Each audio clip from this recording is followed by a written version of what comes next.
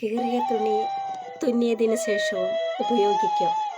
പക്ഷേ വീണ്ടും അവിടം കീറുമോ എന്ന ഭയത്തോടെയല്ലാതെ അത് ഇടാനാകില്ല, അല്ലേ? അതുപോലെയാണ് ജീവിതവും. അറ്റുപോയ ബന്ധം എത്ര തവണ കൂട്ടിയോജിപ്പിച്ചാലും വീണ്ടും വിട്ടുപോകുമോ എന്ന ഭയത്തോടെയല്ലാതെ മുന്നോട്ട് പോകാനാകില്ല. തീർച്ചയായും ജീവിതം എന്ന് പറഞ്ഞാൽ അതാണ്. ഏച്ചു കൂട്ടിയാൽ മുളച്ചിരിക്കും എന്ന് പഴയ ആൾക്കാർ നമ്മളോട് പല തവണ പറയാറുണ്ട്. പക്ഷേ അത് പിൽക്കാലത്തെ നമുക്കത് മനസ്സിലാവുള്ളൂ. എന്താ ചെയ്യാല്ലേ, ജീവിതം അതാണ്. ഈ 24 കഴിയാറായി അല്ലേ? 2024 കഴിയാറായി. ഇനി 2025 തുടക്കം. ഒരു ദിവസം മാത്രമേ ഉള്ളൂ അതിന് ആയുസ്, അല്ലേ?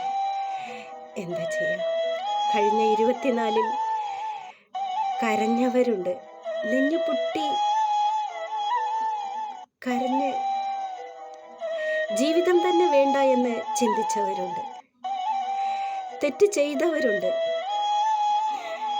തെറ്റ് ചെയ്യിപ്പിച്ചവരുണ്ട്, നമ്മളെ തള്ളിപ്പറഞ്ഞവരുണ്ട്, നമ്മളോട് സ്നേഹം കാണിച്ചവരുണ്ട്, നമ്മളെ സ്നേഹത്തോടെ ചേർത്ത് നിർത്തിയവരുണ്ട്.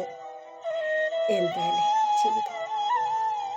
നമ്മളെ വിട്ടു പിരിഞ്ഞവർ ഇഷ്ടം പോലെ, നമ്മളെ സ്നേഹിച്ചവർ നമ്മളെ വിട്ടു പിരിഞ്ഞു. എന്തൊക്കെയാണ് നമ്മൾക്ക് ഈ 24 വർഷത്തിനുള്ളിൽ സംഭവിച്ചത്?